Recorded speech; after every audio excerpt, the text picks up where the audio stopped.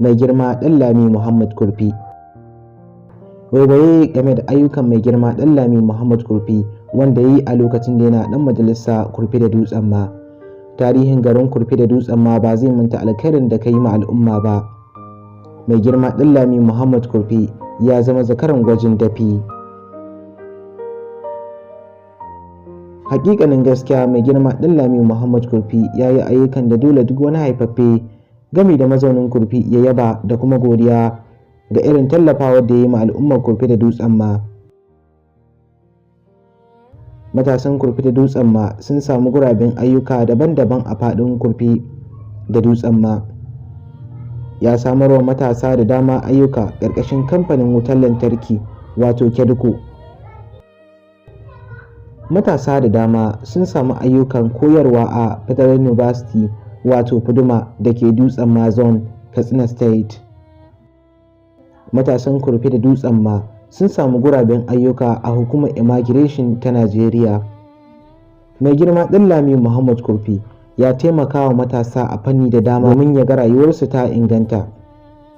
Ya ba su kyautar mashina na zamani masu inganci, haka zalika ya ba su motoci domin bunƙasa rayuwarsu.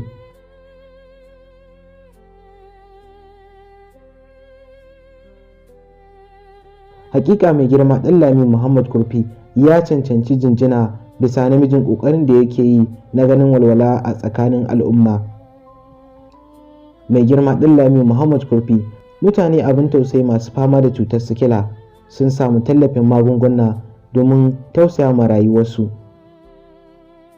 Ruwa su ne rayuwa.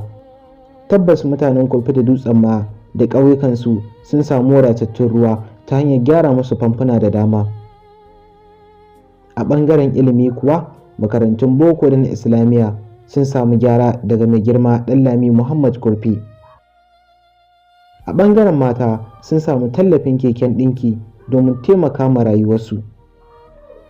Ba iya nan mai girma Ɗanlami Muhammad Kurfi ya tsaya ba, ya kafa babbar gidauniyar taimaka ma al'umma marasa ƙarfi da marayu marasa lafiya da sauransu. Tabbas al'umma sun yi farin cikin dawowar mai girma Ɗanlami Muhammad Kurfi, ba su manta alkhairin da ya musu ba a lokacin da yake kan mulki.